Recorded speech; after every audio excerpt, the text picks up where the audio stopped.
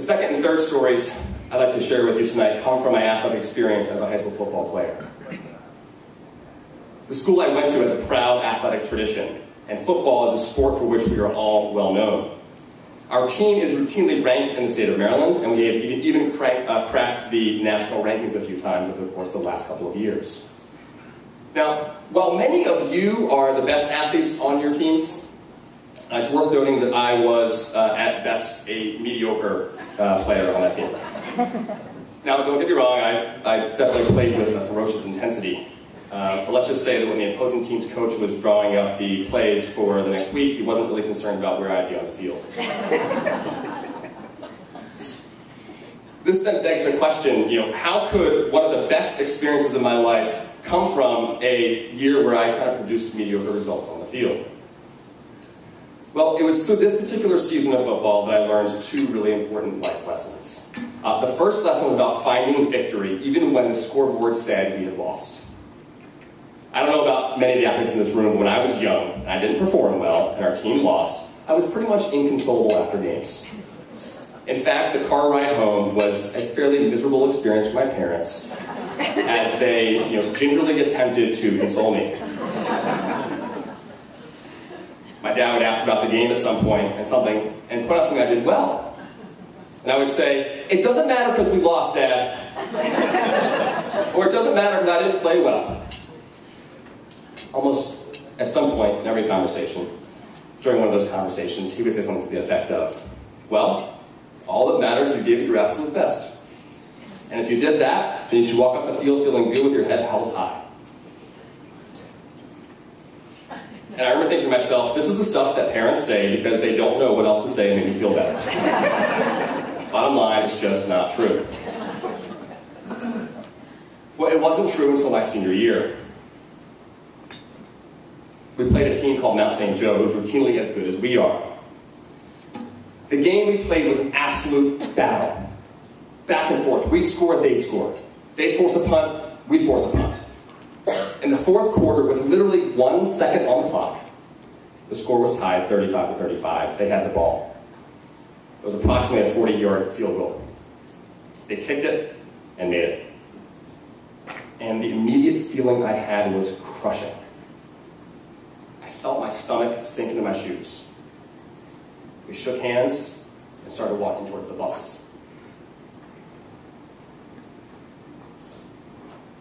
But there was something different about this loss. As I walked off the field, I had this strange feeling overcome me. I looked at my teammates, and I knew that all of us had given everything we possibly could. I had, and they had. We left everything on the field on this particular day. And strangely enough, for the first time in my life, I didn't feel bad. I didn't feel like the feeling. In fact, I felt kind of good. I even tried shaking it off. Didn't seem right. Didn't seem logical. Was it possible my dad was right again? Once again, even though I had received good advice over and over from my parents, it wasn't until I had a new experience that enabled me to interpret that advice in a different way, that it would all make sense. And it has made sense till this day, again, applying in my daily life with my job and other things that I might try and fail. As long as I give my best, regardless of the outcome, I know that I'll still have this good feeling on the inside. I still don't like losing, by the way. The last piece of advice I remember getting when I was young revolved around respect for the game. Now, of all the concepts I've thrown out there tonight, this one was by far the most foreign to me. People would advise me that I needed to think about my place in school history. What would my contribution to the game be? Quite frankly, I was more concerned about keeping my starting job. Now, every season, the final game is played against the same team at my school. We play a school called McDonough. And our win-loss record goes out the door. We could be 9-0, 0-9, doesn't matter. If we don't win this game, then it's a catastrophic end to the season. Now, the night before the game, my teammate, a kid named John Conley, couldn't fall asleep because he was thinking about the game. This was going to be our last high school football game ever. And yes, I want to go back and play again too. No, seriously, I do. What if we lost? What if we didn't play well? What if we made a mistake to end the game? So, this kid, John Conley, as most rough and tough young football players do, decided to write a poem about our football team. And not only did he write a poem, but he printed 15 copies of it and posted it around the locker room before the game. In my mind, given the culture of, guys and football, it was kind of a bold move. I have to admit, I like the poem so much that I decided to fold a copy of it, put it in my wallet, and keep it there. Now, I've been through 3 or 4 wallets since the fall of 1996, but it has always remained.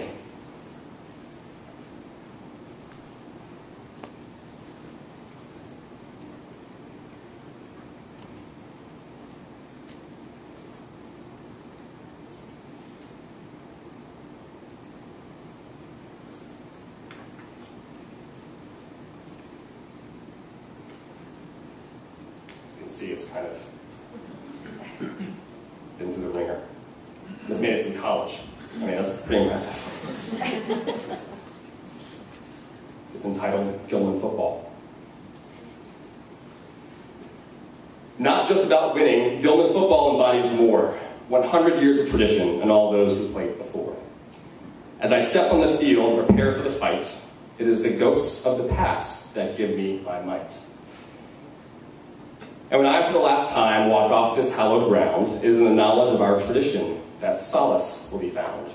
For from henceforth on, I'll be part of that past that I too once played for, and this will forever last. I'll join in the brotherhood of all those who played before, and I, like them, will live on forever, because Gilman football embodies more. It'll take like 10 minutes to fold it back up, so I'm going to put it right here. What was special for me in that moment, and now, looking back, is that John realized that the game, the sports we play, yeah, they're about us. But at the same time, they're about something bigger than us. There are those who played before me, and many who will play after me. The question really is, while it's my turn, how will I choose to play the game? Will I play the game in a way that those who played before me and those who played after me could be proud? Will I choose to show total and complete respect for my opponent? Will I give maximum effort at all times? Will I be the kind of teammate who supports others in the face of social pressures, even though it's not the cool thing to do?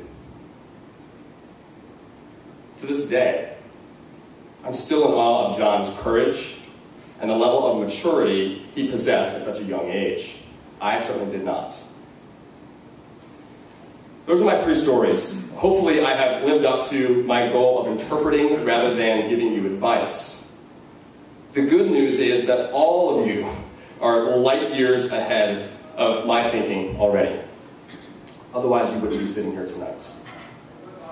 You understand the value of character and what it means to be a triple impact competitor. I'll conclude this evening with something else that I used to hear a lot when I was your age. People would tell me and my classmates all the time, you are the future leaders of tomorrow. You guys get this one? Who you are, what sort of character you have, what you develop really matters. And I'd always think to myself, yeah, of course I'm a future leader tomorrow. Because somebody has to take your place. Once again, I didn't fully grasp the concept.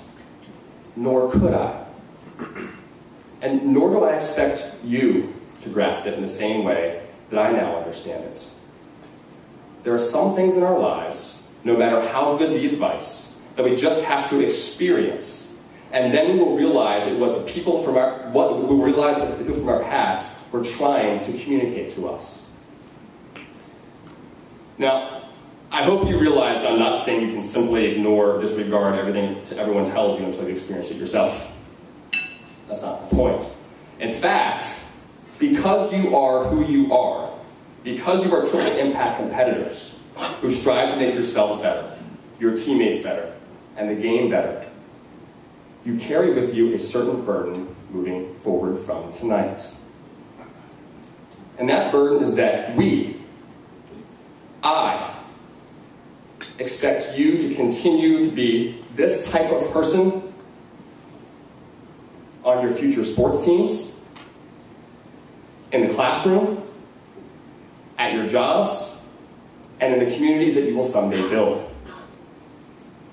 This awards dinner tonight is not simply a destination you've reached in your athletic careers. Instead, it is the beginning for the type of athlete, competitor, teammate, and most importantly, person that you are going to be. Thank you.